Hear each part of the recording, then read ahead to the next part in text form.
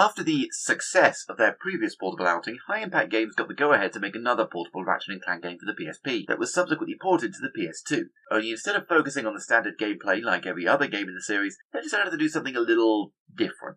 Secret Agent Clank, as the title suggests, focuses on the smaller, more robotic of the two leads, as he attempts to discover who has framed Ratchet for the theft of a series of jewels. To do so, he sneaks, hides, and fights his way through several worlds, all the while trying to track down the culprit responsible. Interspersed with this are Ratchet's attempts to survive in prison, as well as Captain Quark's completely unrelated side story as he relates his quote-unquote heroic adventures to a biographer. If the summary sounds a bit of a mess, that's because it is. The first and most obvious problem is the fact that Secret Agent Clank has already been established as a fictional character in the Ratchet Clank universe, in Up Your Arsenal to be exact. So why is he suddenly being treated as an actual character?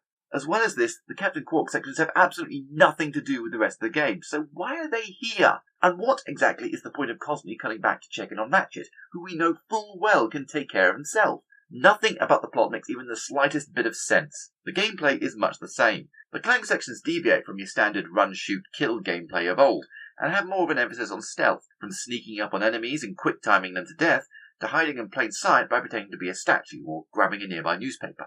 These sections become very tedious and repetitive very quickly, and it leaves one pining for the classic run-and-shoot gunplay of previous titles.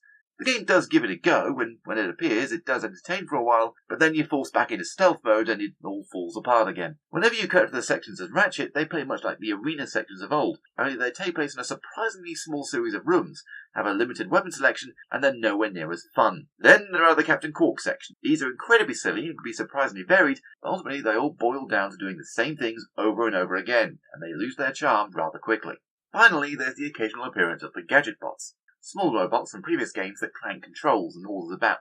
Here, you control a small group of them, switching between them to perform basic tasks and working together to reach the end of the level. These sections are actually somewhat fun, but they do have a tendency to drag on just long enough for you to get tired of them. Because the game is essentially split between three different characters, the weapons are split as well, meaning that of the two who have multiple weapons, the selection for each is much more limited than in previous games.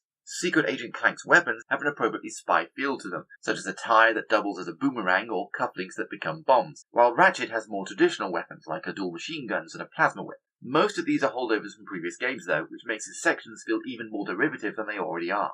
As with the previous game, Secret Agent Clank really does suffer from being a PSP game. The version I played was the PS2 one, and there's been very little optimization done for it, with a higher resolution and the addition of a very limited amount of camera control being the only obvious attempts to utilize the improved specs of the PS2. And as a result, the low-quality graphics and models constantly provide a reminder that this is far from the best Ratchet & Clank can offer. The levels, while still not as large as their PS2 predecessors, are at least bigger than the ones in Size Matters, or at the very least they feel bigger.